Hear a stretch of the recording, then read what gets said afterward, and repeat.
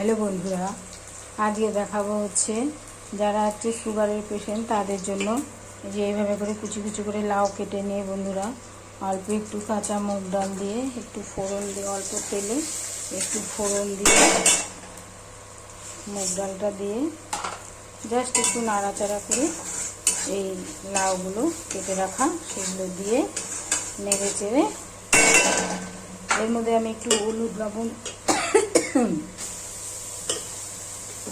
একটু জিরের গুঁড়ো, একটু ধনের গুঁড়ো, জাস্ট একটু নামে মাত্র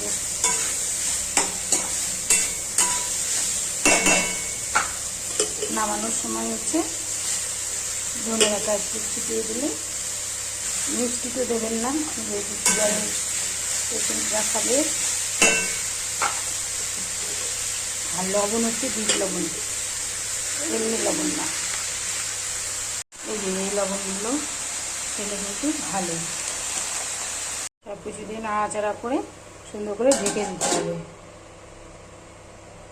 এই যে বন্ধুরা লাউটা আমার হয়ে এসছে, এখন এর মধ্যে ধনে পাতাটা দিয়ে দেবে। সুগারের পেশেন্টরা বন্ধুরা এটা ভাত দিয়েও তো খেতে পারেন, কিন্তু ভাত দিয়ে খেলে ভাতের পরিমাণটা কম হবে, অল্প একটু জাস্ট। আর তাছাড়া ডালিয়া, ওটস এইসবগুলো এই সবজিটাকে খেতে পারবেন। লাউ খাওয়াটা কিন্তু ভালো শরীরের পক্ষে।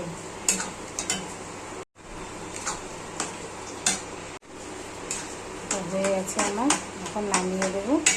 সুগারের পেশেন্টরা বন্ধুরা সব ধরনের সবজির মধ্যে লাউটাকে অবশ্যই রাখবেন, কারণ এই লাউটা কিন্তু অনেক উপকারে লাগে, যার জন্য অন্যান্য সবজি থাকলেও লাউটা অবশ্যই খাবেন।